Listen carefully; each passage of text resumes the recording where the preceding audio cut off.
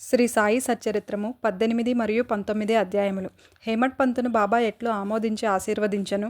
సాటే గారి కథ, దేశ్ముఖ్ గారి భార్య కథ, సద్విచారములను ప్రోత్సహించి సాక్షాత్కారమునకు దారి చూపుట, ఉపదేశములో వైవిధ్యము, నింద గురించి బోధ, కష్టమునకు తగిన కూలి. గత 2 అధ్యాయములలో బ్రహ్మజ్ఞానం అభిలషించి ఒక ధనికుని బాబా ఎట్లు ఆదరించెనో హేమట్ పంతు వర్ణించెను. రాబోవు 2 అధ్యాయములో హేమట్ పంతును బాబా ఎట్లు ఆమోదించి ఆశీర్వదించెనో, బాబా ఎట్లు తమ భక్తులలో మంచి ఆలోచనలను ప్రేరేపించి మోక్షమునకు మార్గం చూపుచుండెనో, ఆత్మోన్నతి గురించి, పరనిందా వాక్యముల గురించి, ఇతరుల కష్టమునకు ఇవ్వవలసిన ప్రతిఫలము గురించి బాబా వారి ప్రబోధములెట్టివో వర్ణింతుము. ప్రస్తావనము. సద్గురువు మొట్టమొదట తన శిష్యుల యోగ్యతను కనిపెట్టి వారి మనస్సు కలత చెందకుండా తగిన బోధ చేసి తుదకు వారి లక్ష్యమైన ఆత్మసాక్షాత్కారమునకు దారిచూపునన్న విషయం అందరికీ తెలిసినదే. ఈ విషయములో సద్గురువు బోధించిన దానిని ఇతరులకు వెల్లడి చేయరాదని కొందరనెదరు. అట్లు గురువు బోధించిన దానిని వెల్లడి చేసినచో ఆ బోధలు నిష్ప్రయోజనములగునని వారి ఆలోచన. ఇది సరి అయినది కాదు. సద్గురువు వర్షాకాలపు మేఘము వంటివారు. వారు తమ అమృతతుల్యమైన బోధలను పుష్కలంగా విశాల ప్రదేశమునందు కురిపించెదరు.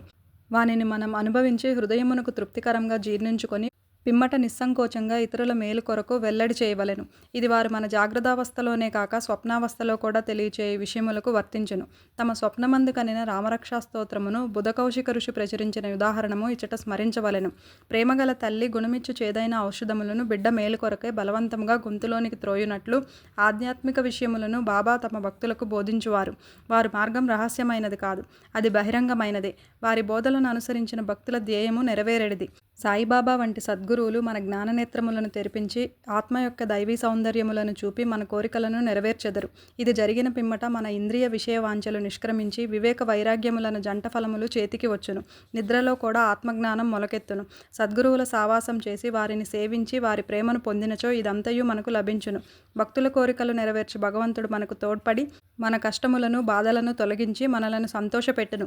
ఈ అభివృద్ధి పూర్తిగా సద్గురుని సహాయము వలననే జరుగును. సద్గురువును భగవంతుని వలె కొలవవలెను. కాబట్టి మనం సద్గురువును వెదకవలెను. వారి కథలను వినవలెను. వారి పాదములకు సాష్టాంగ నమస్కారం చేసి వారి సేవ చేయవలెను. ఇక ఈ అధ్యాయంలోని ముఖ్య కథను ప్రారంభించదము. సాటే అనునతడు ఒకప్పుడు మిక్కిలి పలుకుబడి కలిగి ఉండెను. కాలాంతరమున వ్యాపారంలో చాలా నష్టం పొందెను. అంతేకాక మరికొన్ని సమస్యలు అతనిని చికాకుపరచెను. అందుచే అతడు విచారగ్రస్తుడయ్యెను. విరక్తి చెందెను. మనస్సు చెడి చెంచలమగుటచే ఇల్లు విడిచి చాలా దూరం పోవాలని అనుకొనెను. మానవుడు సాధారణంగా భగవంతుని గురించి చింతించడు కానీ కష్టములు, నష్టములు, దుఃఖములు చుట్టుకొనినప్పుడు భగవంతుని ధ్యానం చేసి విముక్తి పొందుటకు ప్రార్థించును. వాని పాపకర్మలు ముగియు వేళకు భగవంతుడు వానికొక యోగీశ్వరునితో కలుసుకొనుట సంభవింపచేయను. వారు తగిన సలహా ఇచ్చి వాని క్షేమమును చూసెదరు. సాటే గారికి కూడా అట్టే అనుభవం కలిగెను. అతని స్నేహితులు షిరిడీకి వెళ్ళమని సలహా ఇచ్చిరి. అచట సాయిబాబాను దర్శించి అనేక మంది శాంతి పొందుచుండిరి. వారి కోరికలు కూడా నెరవేరుచుండెను. సాటే గారికి ఇది నచ్చెను. వెంటనే 1917 సంవత్సరంలో షిరిడీకి వచ్చెను. అచట శాశ్వత బ్రహ్మవలే స్వయం ప్రకాశుడై నిర్మలుడు శుద్ధ స్వరూపుడు అగు సాయిబాబాను చూచి వెంటనే అతనికి మనశ్చాంచల్యం తగ్గిపోయి శాంతి కలిగెను. వాని పూర్వజన్మ పుణ్యం వలన బాబా యొక్క పవిత్రమైన పాదసేవ లభించెను. అతడు గొప్ప మనోబలం కలవాడగుటచే వెంటనే గురుచరిత్ర పారాయణం మొదలుపెట్టెను.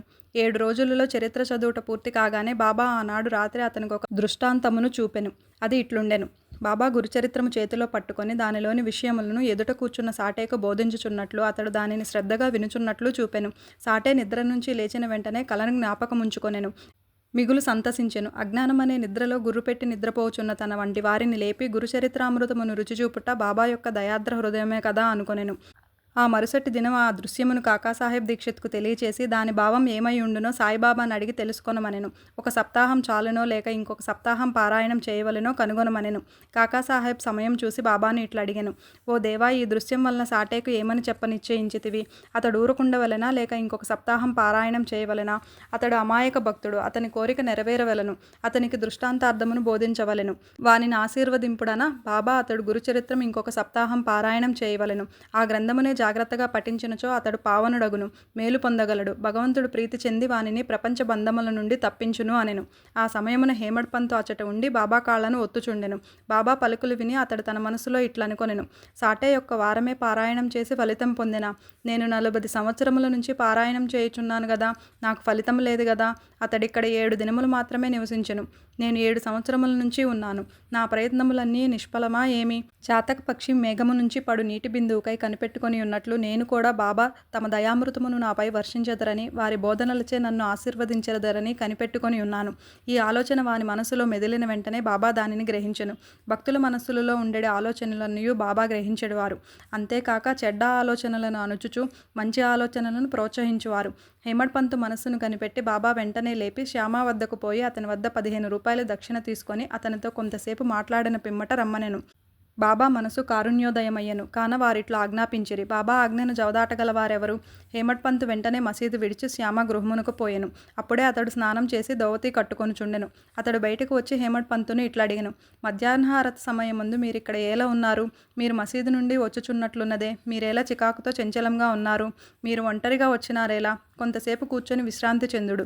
నా పూజను ముగించి వచ్చేదను. ఈలోగా తాంబూలం వేసుకొనుడు. పిమ్మట ఆనందంగా కొంతసేపు కూర్చొని మాట్లాడుకొనిదము. ఇట్లనచో అతడు లోపలికి పోయెను. హేమడ్ పంతు ముందర వసారాలో కూర్చొనెను. కిటికీలో ఏకనాథ భాగవతం అను ప్రసిద్ధ మరాఠీ గ్రంథం ఉండెను. ఇది భాగవతంలోని ఏకాదశ స్కందమునకు ఏకనాథుడు రాసిన వ్యాఖ్యానము. సాయిబాబా సిఫారసు చేయుటచే బాపుసాహెబ్ దీక్షిత్ శ్రీకృష్ణునకు అర్జునునకు జరిగిన సంభాషణ రూపమైన భగవద్గీత, దాని మరాఠీ వ్యాఖ్యానమైన భావార్థ దీపిక అనగా జ్ఞానేశ్వరి.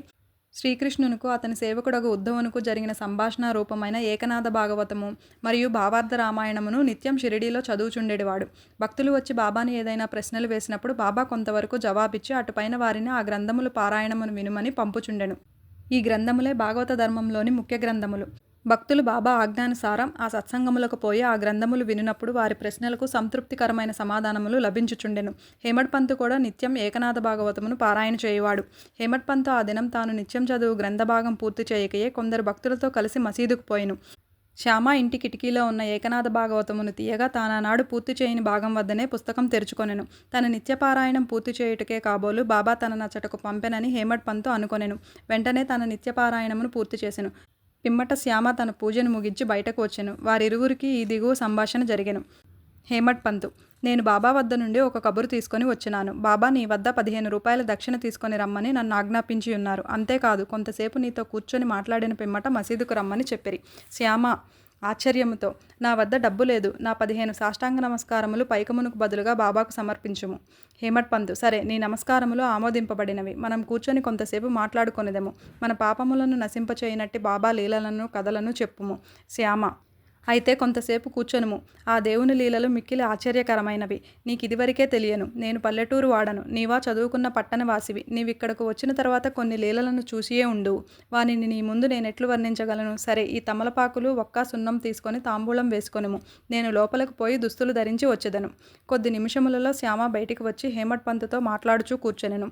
అతడిట్లనెను: ఈ దేవుని లీల కనుగొనుట శక్యము కానిది. వారి లీలలకు అంతులేదు. వానినెవరు గమనించగలరు? వారి లీలలతో వినోదించినట్లకు పడినను వారు వానిని అంటినట్లు కాన్పించరు. మా వంటి జానపదులకు ఏమి తెలియను? బాబాయే ఈ కథలను ఎందుకు చెప్పరాదు? మీ వంటి పండితులను మా వంటి పామరుల వద్దకు ఏల పంపుచున్నారు? వారి మార్గములు ఊహింపరానివి. అవి మానవుల చేష్టలు కావని చెప్పగలను. ఈ ఉపోద్ఘాతముతో శ్యామ ఇట్లనెను: నాకొక కథ జ్ఞాపకం వచ్చుచున్నది. అది నీకు చెప్పెదను. నాకది స్వయంగా తెలియను. భక్తుడెంత మనోనిశ్చయంతో పట్టుదలతో ఉండునో బాబా అంత త్వరగా వానికి సహాయపడును. ఒక్కొక్కప్పుడు బాబా భక్తులను కఠిన పరీక్ష చేసిన పిమ్మట వారికి ఉపదేశం ఇచ్చును. ఇచ్చట ఉపదేశం అనగా నిర్దేశము. ఉపదేశం అన్న మాట విన్న తోడనే హేమడ్ పంతు మనసులో ఒక స్మృతి తళుక్కుమనెను. వెంటనే సాటేగారి గురుచరిత్ర పారాయణ జ్ఞప్తికి వచ్చెను. తన మనస్సునకు శాంతి కలిగించు నిమిత్తం బాబా తన నచ్చటకు పంపియుండననుకొనెను. అయినప్పటికీ ఆ బాధను భావమును అణుచుకొని శ్యామ చెప్పు కథలను వినుటకు సిద్ధపడెను. ఆ కథలన్నీయు బాబాకు తమ భక్తుల యందు ఎట్టి దయాదాక్షిణ్యములు కలవో తెలుపును. వానిని వినగా హేమడ్ పంతుకు ఒక విధమైన సంతోషం కలిగెను. శ్యామ ఈ దిగువ కథను చెప్పదొడంగెను. శ్రీమతి రాధాబాయి దేశ్ముఖ్. రాధాబాయి అను ఒక ముసలమ్మ ఉండెను. ఆమె కాశాబా దేశ్ముఖ్ గారి తల్లి. బాబా ప్రఖ్యాతి విని ఆమె సంగమనేరు గ్రామ ప్రజలతో కలిసి షిరిడీ వచ్చెను. బాబాను దర్శించి మిక్కిలి తృప్తి చెందెను. ఆమె బాబాను గాఢంగా ప్రేమించెను. బాబాను తన గురువుగా చేసుకుని ఏదైనా ఉపదేశం పొందవలనని మనోనిశ్చయం చేసుకొనెను. ఆమెకి ఇంకేమీ తెలియకుండెను. బాబా ఆమె సంకల్పమును ఆమోదించక తనకు మంత్రోపదేశం చేయనుచో ఉపవాసం ఉండి చచ్చెదనని మనోనిశ్చయం చేసుకొనెను. ఆమె తన బసలోనే ఉండి భోజనం నీరు మానివేసెను. అట్లు 3 రోజులు గడిచెను. ఆమె పట్టుదలకు శ్యామ భయపడి ఆమె పక్షమును బాబాతో ఇట్లంటిరి: దేవా, మీరేమి ప్రారంభించితిరి? మీరనేక మందిని ఇచ్చటకు ఈడ్చెదరు. ఆ ముదుసలిని మీరెరిగియే ఉందురు. ఆమె మిక్కిలి పట్టుదల గలది. ఆమె నీ పైన ఆధారపడి ఉన్నది. ఆమె చచ్చు వరకు ఉపవసించ నిశ్చయించుకొని ఉన్నది. నీవు ఆమెను అనుగ్రహించి ఉపదేశం ఇచ్చినంత వరకు ఆమె తన నిరాహార దీక్షను మానదు. ఆమెకేమైనా హాని జరిగినచో ప్రజలు నిన్నే నిందించెదరు. నీవు తగిన ఆదేశం ఇవ్వకపోవుటచే ఆమె చచ్చినదని లోకులనెదరు. కాబట్టి ఆమెను కరుణించుము, ఆశీర్వదించుము, ఆమెకు తగిన దారి చూపుము. ఆమె మనోనిశ్చయమును చూచి బాబా ఆమెను పిలిపించి ఈ క్రింది విధంగా బోధించెను. ఓ తల్లి, అనవసరమైన ఆతనకేల పాల్పడి చావును కోరుచున్నావు. నీవు నిజంగా నా తల్లివి, నేను నీ బిడ్డను.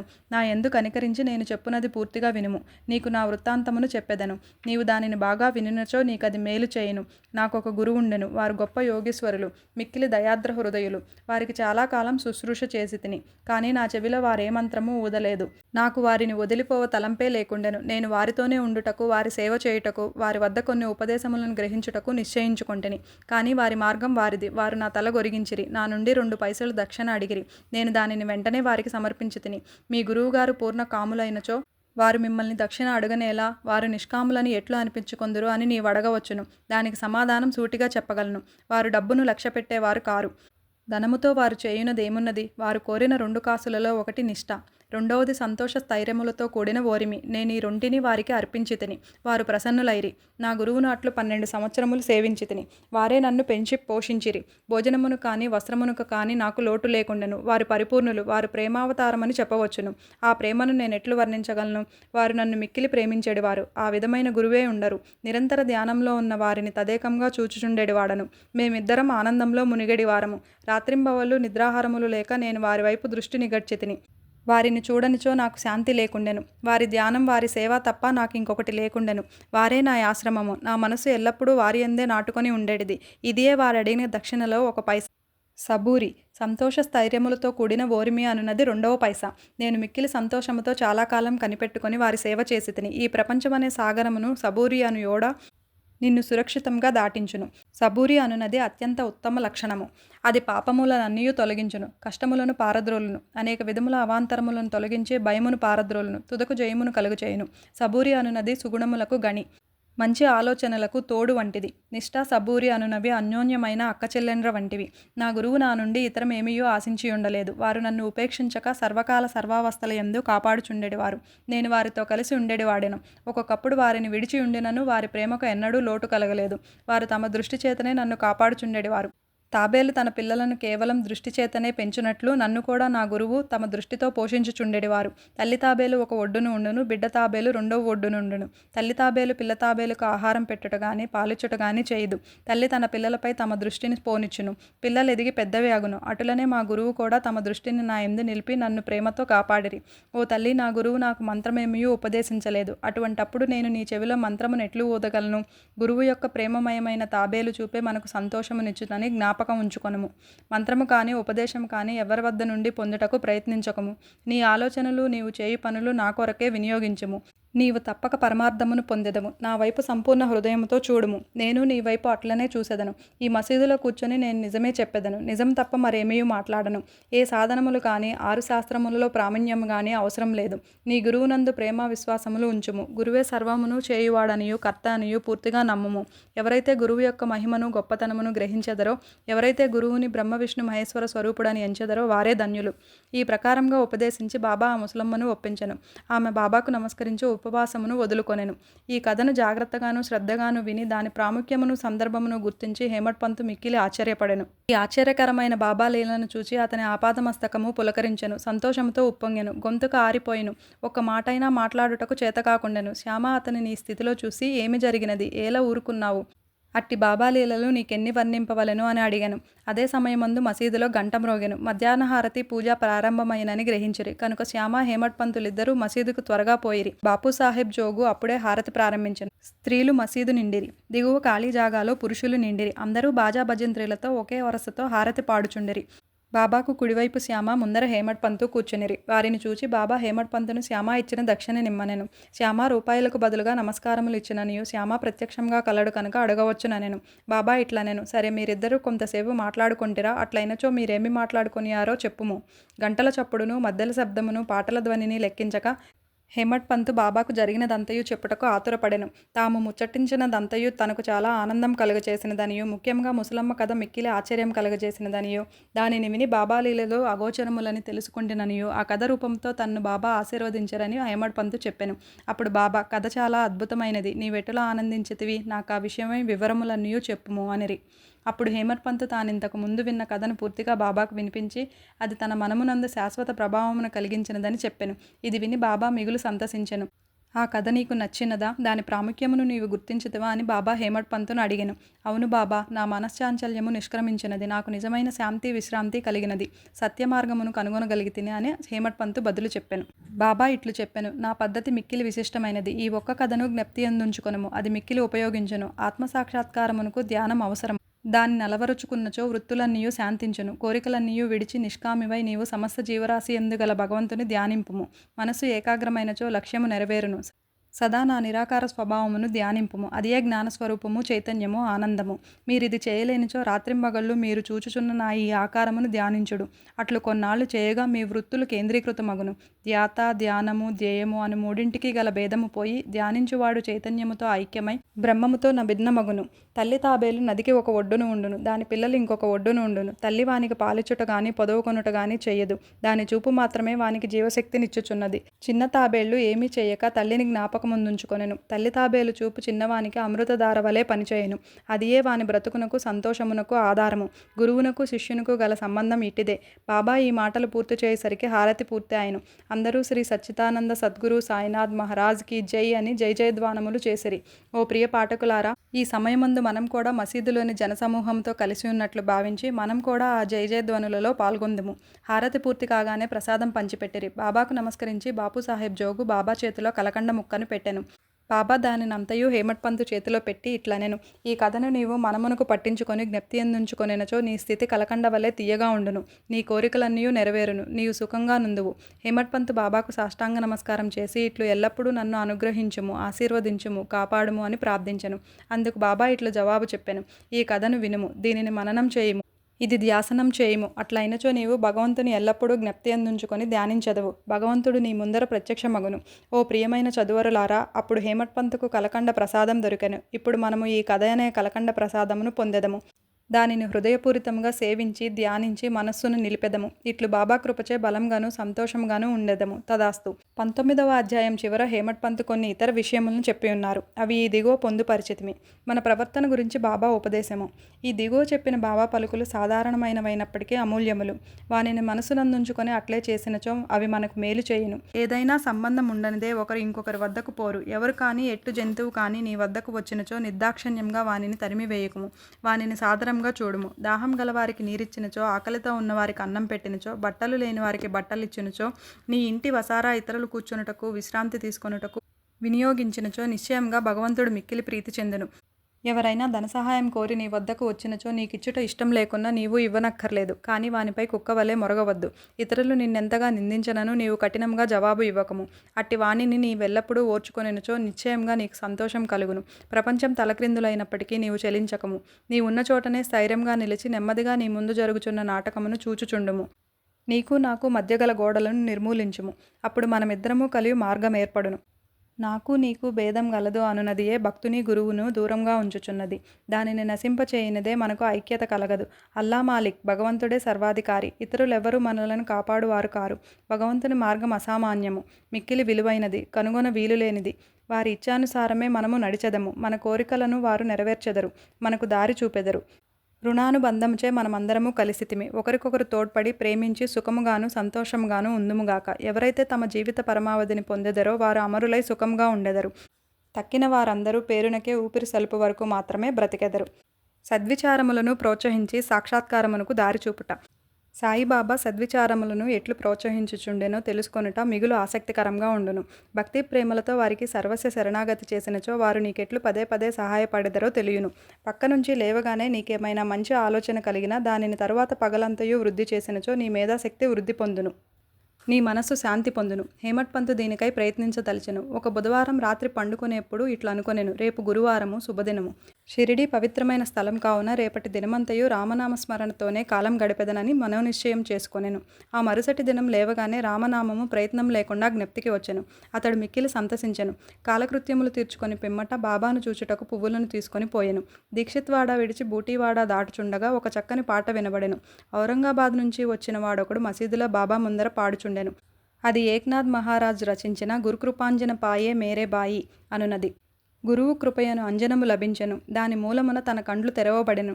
దానిచే తాను శ్రీరాముని లోన బయట నిద్రావస్థలోనూ జాగ్రత్తావస్థలోనూ స్వప్నావస్థలోనూ అన్ని చోట్లను చూచితనని చెప్పాడు పాట అది. అనేక పాటలుండగా బాబా భక్తుడుగా ఔరంగాబాద్ నివాసి ఈ పాటే పాడనేలా? ఇది సందర్భానుసారంగా బాబా చేసిన ఏర్పాటు కాదా? హేమట్ పంత్ ఆనాడంతయు రామనామస్మరణచే కాలం గడుప ఎంచినాడు కావున అతని మనోనిశ్చయమును దృఢపరచుటకై బాబా ఆ పాటను పాడించి ఉండును.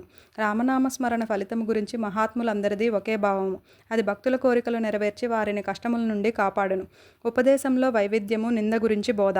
శ్రీ సాయి బోధనకు ప్రత్యేక స్థలం గాని ప్రత్యేక సమయం గాని అవసరం లేదు. సందర్భావసరములను బట్టి వారి ప్రబోధం నిరంతరం జరుగుచుండెను. ఒకనాడు ఒక భక్తుడు ఇంకొక భక్తుని గురించి పరోక్షంగా ఇతరుల ముందు నిందించుచుండెను. ఒప్పులు విడిచి భక్త సోదరుడు చేసిన తప్పులనే ఎన్నుచుండెను. మిక్కిలి హీనమైన అతని దూషణలు విన్నవారు విసిగిరి. అనవసరంగా ఇతరులను నిందించుటచే అసూయ, దురభిప్రాయము మొదలగునవి కలుగును. యోగులు నిందలను ఇంకొక రూపంగా భావించెదరు. మలినములను పోగొట్టుటకు అనేక మార్గములు కలవు. సబ్బుతో మాలిన్యమును కడుగవచ్చును. పరులను నిందించు వాని మార్గం వేరు. ఇతరుల మలినములను వాడు తన నాలుకతో శుభ్రపరచును. ఒక విధంగా వాడు నిందించు వానికి సేవ చేయుచున్నాడు. ఎట్లనా వాని మలినమును వీడు తన నాలుకతో శుభ్రపరచుచున్నాడు. కావున తిట్టబడిన వాడు తిట్టిన వానికి కృతజ్ఞతలు తెలుపవలెను. అట్లు పరనిందకు పాల్పడు వానిని బాబా సరిదిద్దిన పద్ధతి విశిష్టమైనది. నిందించువాడు చేసిన అపరాధమును బాబా సర్వజ్ఞుడొకటిచే గ్రహించెను. మిట్ట మధ్యాహ్నం బాబా లెండి తోటకు పోవునప్పుడు వాడు బాబాను దర్శించెను. బాబా వానికి ఒక పందిని చూపి ఇట్లనెను: చూడుడు, ఈ పంది అమేద్యమును ఎంత రుచిగా తినుచున్నదో, నీ స్వభావం కూడా అట్టితే. ఎంత ఆనందంగా నీ సాటి సోదరుని తిట్టుచున్నావు. ఎంతయో పుణ్యం చేయగా నీకు ఈ మానవ జన్మ లభించినది. ఇట్లు చేసినచో షిరిడీ దర్శనం నీకు తోడ్పడునా? భక్తుడు నీతిని గ్రహించి వెంటనే పోయెను. ఈ విధంగా బాబా సమయం వచ్చినప్పుడల్లా ఉపదేశించుచుండెడివారు. ఈ ఉపదేశములను మనస్సునందుంచుకొని పాటించినచో ఆత్మసాక్షాత్కారము దూరం కాదు. ఒక లోకోక్తి కలదు: నా దేవుడున్నచో నాకు మంచం పైన కూడా బువ్వ పుట్టును. అది భోజనము, వస్త్రములను గురించి చెప్పినది. ఎవరైనా దీనిని ఆధ్యాత్మిక విషయమునకై నమ్ముకొని ఊరుకున్నచో చెడిపోయెదరు. ఆత్మసాక్షాత్కారమునకై సాధ్యమైనంత పాటుపడవలెను. ఎంత కృషి చేసినా అంత మేలు. బాబా తాను సర్వాంతర్యామినని చెప్పేవారు. అన్నిటి యందు అనగా భూమి, గాలి, దేశము, ప్రపంచము, వెలుతురు, స్వర్గములందు వారు కలరు.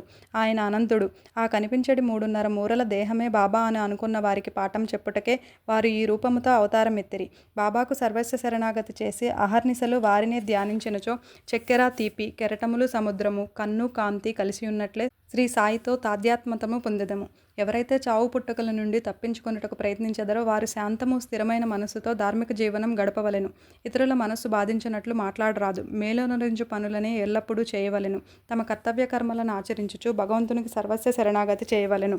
వాడు దేనికి భయపడనవసరం లేదు. ఎవరైతే భగవంతుని పూర్తిగా నమ్మెదరో, వారి లీలలను విని ఇతరులకు చెప్పెదరో, ఇతరుల విషయములేమియో ఆలోచించరో వారు తప్పక ఆత్మసాక్షాత్కారం పొందుదురు.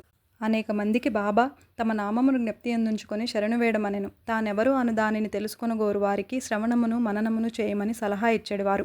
కొందరికి భగవన్నామమును జ్ఞప్తి అందుంచుకొనమనవారు. కొందరికి తమ లీలలు వినుట, కొందరికి తమ పాదపూజ, కొందరికి ఆధ్యాత్మిక రామాయణము, జ్ఞానేశ్వరి మొదలగు గ్రంథములు చదువుట, కొందరికి తమ పాదముల వద్ద కూర్చొనమనుట, కొందరిని ఖండోబా మందిరమునకు పంపుట, కొందరికి విష్ణు సహస్రనామములు, కొందరికి చాందోగ్యోపనిషత్తు, భగవద్గీత పారాయణం చేయమని విధించుచుండెను.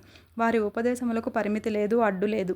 కొందరికి స్వయంగా ఉపదేశం ఇచ్చువారు, కొందరికి స్వప్నంలో ఇచ్చువారు. ఒక త్రాగుబోతుకు స్వప్నంలో కనిపించి ఛాతీపైన కూర్చొని అదుముచు ఇక ఎన్నడూ త్రాగనని వాగ్దానం చేసిన పిమ్మట వదిలిరి. కొందరికి స్వప్నంలో గురుబ్రహ్మాది మంత్ర అర్థములను బోధించిరి. ఒకడు హఠయోగం చేయుచుండగా దానిని మానుమనిరి.